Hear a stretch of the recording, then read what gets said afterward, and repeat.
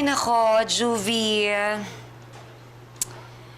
Kanina ka pa merong gustong sabihin sa akin, pero ayaw mong ibukay ang bibig mo. Kabisado kita, Juvie. May problema ba? Kasi, Nay, may nandiligaw kasi sa akin. Pero feeling ko lang pinagtitripan lang ako. Bakit naman?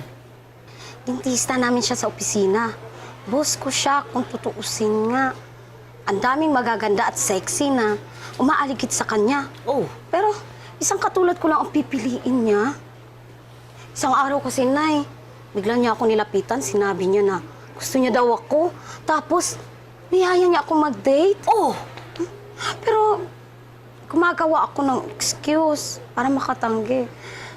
Pero dito nga, nangungulit na naman. Hindi ko na tuloy alam kung anong isasagot ko. Juvie, ano ka ba naman? Lalabas lang naman kayong dalawa. Oh, alam mo, bakit hindi mo siya kilatisin, di ba, ng mabuti? Doon, saka mo malalaman kung talagang malinis at saka maganda ang intensyon niya sa'yo o hindi. Pero alam mo, anak, sa mga kinikwento mo sa akin, pakiramdam ko, gusto ka niya talaga. Meron siyang nakita sa'yo na nagustuhan niya, pero hindi niya makita sa iba. Ang galing mo talaga, Nay. Oo! Ang galing mo talaga maging nanay. Siyempre naman, ano ka ba? Nako, wag yan ngayon ang problemahin natin, ha? Ang problemahin natin kung anong susuotin mo sa date ninyo. Kailangan magpaganda ka, anak. Ha? Tutulungan ka namin ni Angie para pumili ng susuotin mo, ha? Sige, Nay. Nakikinig naman ako para sa'yo. Ay Salamat. na yan, pagbigyan mo na. Hmm? Huwag ka ng choosy. Sige, Nay. Hindi na ako magiging choice. Gusto ko lang. Ano-ano yung mga challenges, no? Na talagang kailangan na hinarap ninyo. Halimbawa na, sa paghahanap ng trabaho. Natatandaan ko po dati, yung unang apply ko, sinama ko pa po yung nanay ko, sinama ko pa po siya. Sinama mo, mama mo? Opo. Bakit sinama mo? Kasi parang nahihiya po kasi ako mag-apply noon. Okay. Sinama ko po siya, kaya lang sa ano po, hindi po sinuwerte, hindi po Hindi ako ka natanggap doon. Opo. O di syempre, Apply. apply na naman. Pero sa pangalawang pagkakataon po, yung eskwelahan po namin, nirekomenda po ako sa City Hall ng I Maynila. see, oo. Bali nakapasok po ako doon. Natanggap ka doon. Opo. Joel! Joel! Ito, oh. Magandang umaga. Magandang umaga pa, Aling Erlinda. Ako po si Neri, katrabaho ni Joel. Ay, magandang araw din sa'yo, Neri. Ako nanay ni Joel. Kumusta ka? Ano lang po. Yan, Joel. Bibigay ko lang sa'yo. Luto ko yan. Nagaya palang gumala si Joel sa Sabado. Birthday kasing JP. Sama daw tayo. Sige, sumama ka. Sige, Neri. Sasama ako. Talaga? Sige. Ano, kita lang tayo sa opisina. Sige, ingat ka, Neri. Nice meeting you.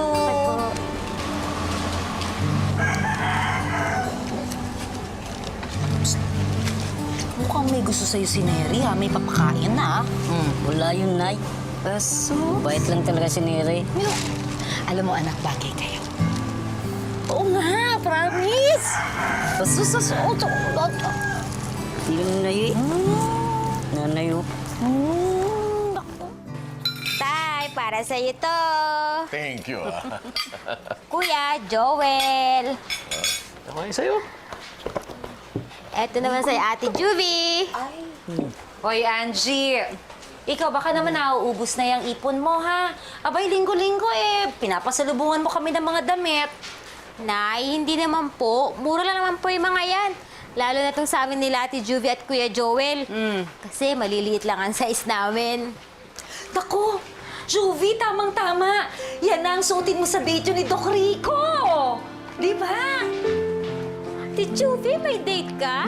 Oo. Talaga, may date ka? May date siya. Hindi katulad mo. Ikaw, takot pa sa mga lalaki. Nay, hindi naman po ako takot sa mga lalaki. Ayoko lang po talaga mag-boyfriend. Ang nasa isip ko lang po magtrabaho, mag-ipon, para sa inyo ni tatay. Itong si Angel ka nga dito.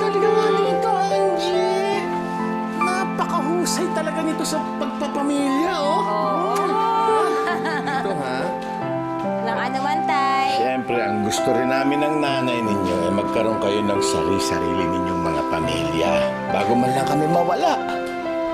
At syempre, gusto rin namin magkaroon ng apo. Na Joel, ha? Apo, ha?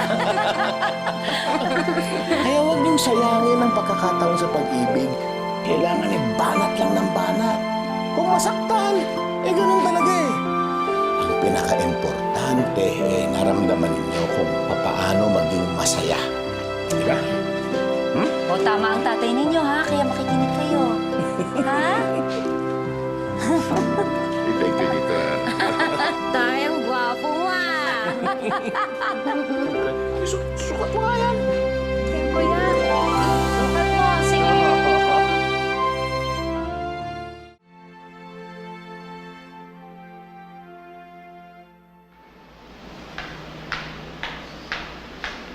Neri. Neri. Neri. Patawarin mo ako, Neri.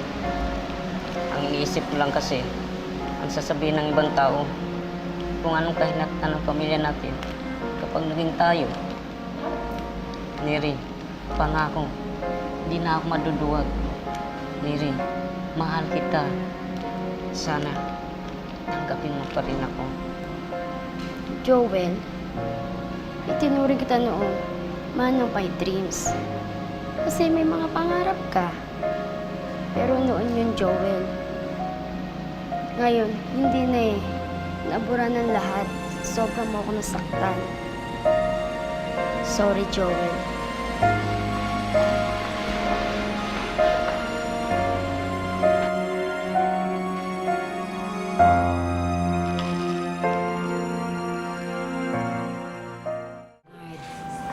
Ilang buwan pa lang na wala si Rico pero ang dami nang nililigaw sa'yo. Siyempre naman, Nay, yun ang palaging nasa isip ko. Pero sabi ng mga friends ko na kailangan ko raw to para makalimot. At sana nga, ito rin ang gusto ni Rico para sa akin, Nay. At saka, sinasama ko kayo para makilala niyo naman yung mga bagong tao na wini-welcome ko sa buhay ko. Sige. Bye. Yes. Bernard. Bernard! Ay, Juvie. Magandang gabi. Bernard. Nanay ko nga pala. Si Nanay Erlinda. Hello. Good evening. Good evening. Ito naman, kapatid ko si Joel. Ako si Bernard. Tama nga po ako. May pinagbanahan ng ganda tong si Juvie. Tama nga si Juvie. Bolero ka, Bernard. Bernard. Kapatid namin dito, si Angie. Hi. Angie. Bernard. Bernard. Bernard. Bernard.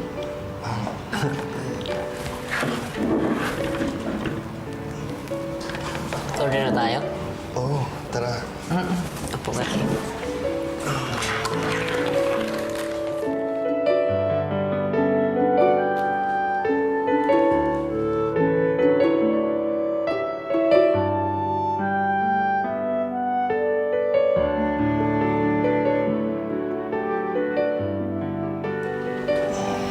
Naiintindihan ko na. Kuya, ba't talaga kamandag ni ate, no? Haba ng hair.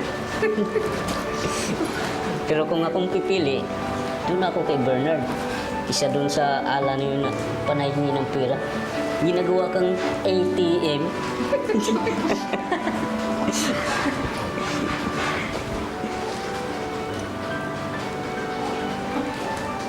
Kayo na lang po magsabi. Sige. Salamat. O mag-ingat ka, ha? Opo. Sige. Salamat, Sige. Bernard.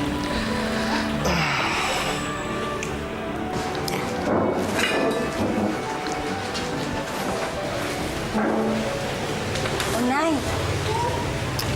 Ganda ng ngiti mo, Nay, ah. Ano na pang-usapan niyo ni Bernard? Juvie, may sinabi kasi sa akin si Bernard. Sana wag mo sanang masamain. Maganda naman ang pagkakasabi niya at naging honest lang naman siya at umamin nga siya sa akin. Maganda naman ang pagkakasabi niya pero at alam kong maiintindihan mo.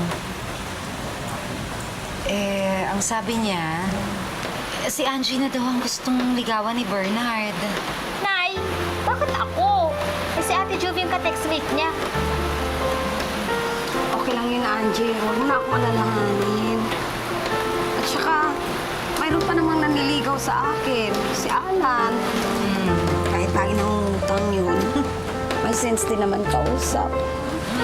Ayoko nga mag-boyfriend eh. Angie, ano ka ba?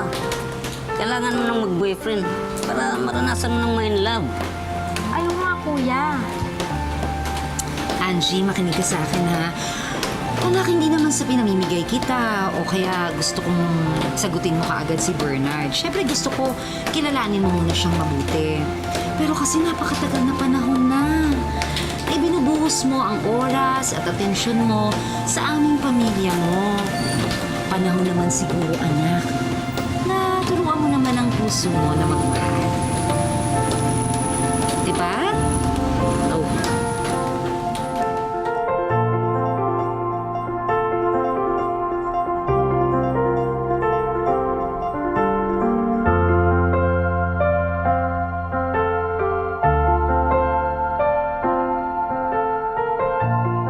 Natuloy ang panliligaw ni Bernard kay Angie.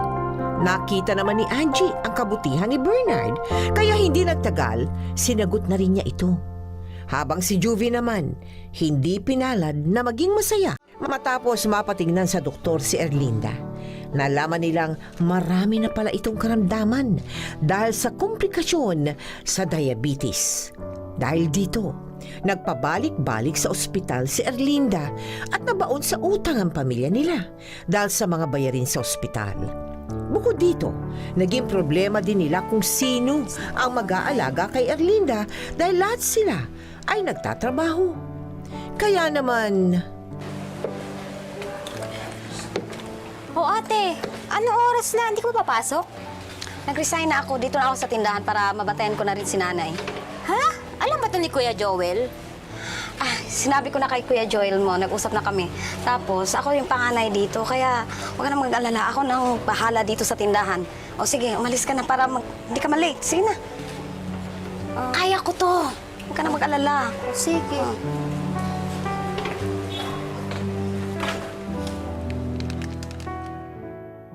Akala ko ba, okay na si Juvie na lang yung mag-alaga sa mami niyo?